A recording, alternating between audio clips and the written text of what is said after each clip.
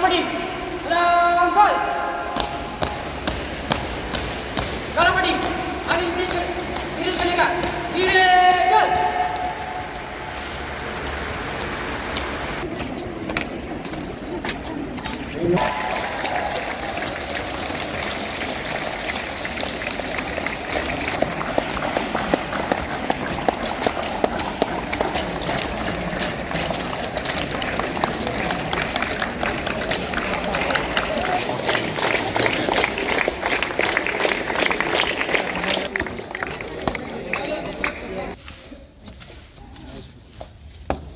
Kalapati, Solo.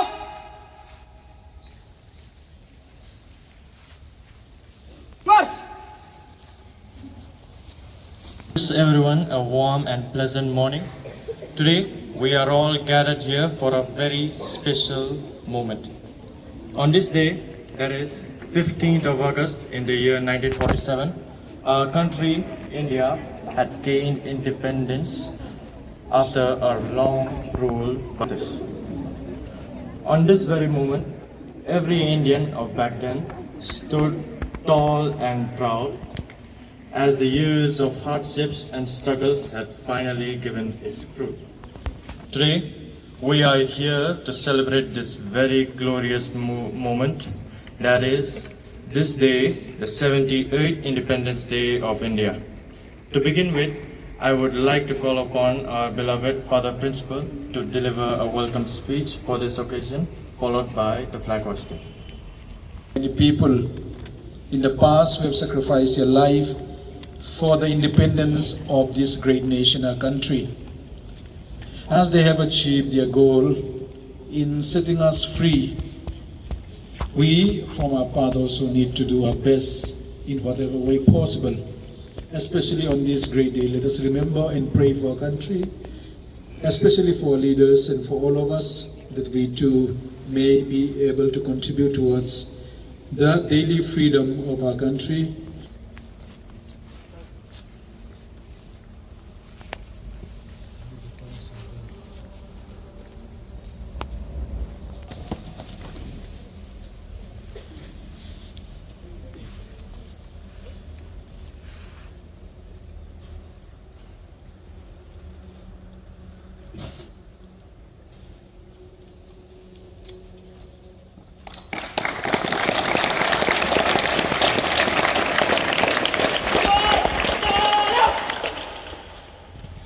Order.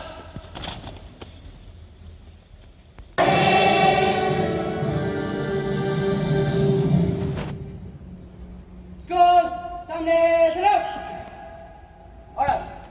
Will not be long, and I just want to say, give you one little thought on a day like this. Any one of you who is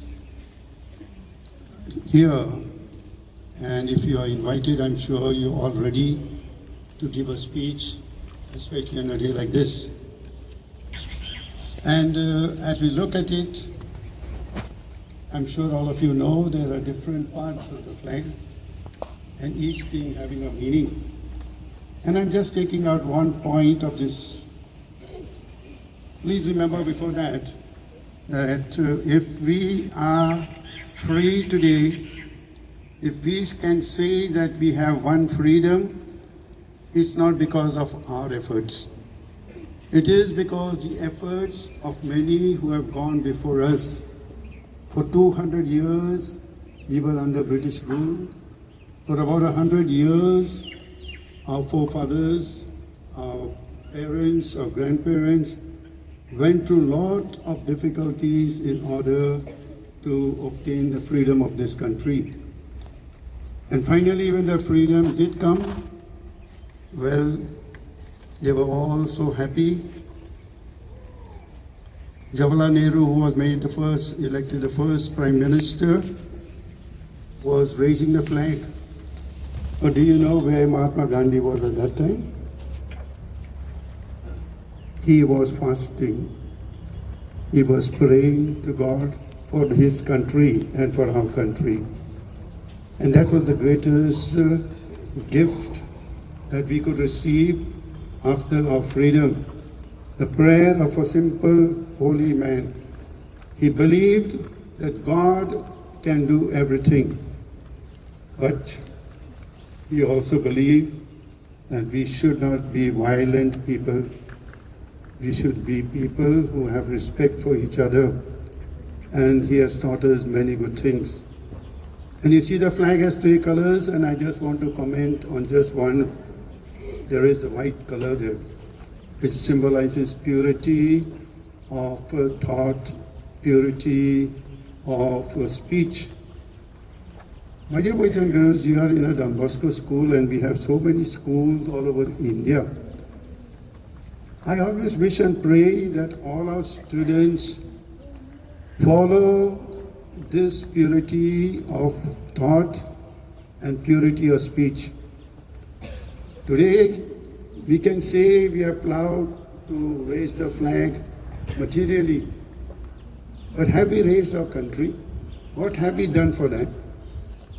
Today, the country is undergoing so much of corruption which cannot be stopped except by prayers to God our Heavenly Father.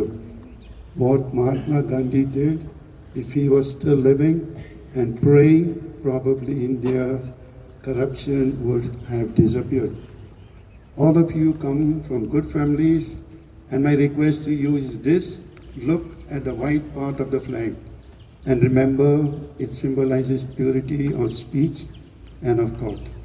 In other words, corruption should be far, far away from our hearts.